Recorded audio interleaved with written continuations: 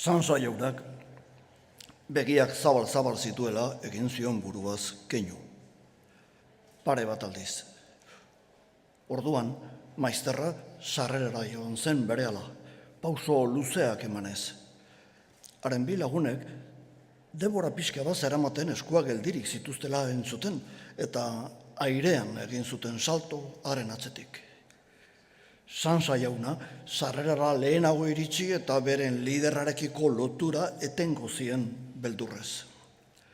Sarreran, hirurek eseki tokitik kapelak hartu, aterkiontzitik makilak atera, bizkarra isilik makurtu eta alde egin zuten etxetik.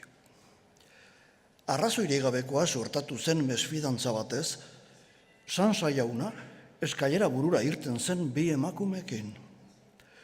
Barandan bermaturik ikusi zituzten hiru gizonak eskailera luzean behera astiro baina etengabe, solairu bakoitzean eskaileraren bihurgune jakin batean desagertu eta handik gutxira berriro azaltzen.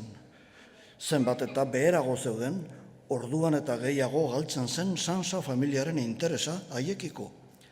Eta haragitegiko mutil batek buru gainean erretilu bat arro-arro zeramala haien ondotik igaro eta gora jarraitu zuenean, Sansa jaunak eta emakumeek baranda utzi eta lasaituan zean itzuli ziren beren etxe bizitzara.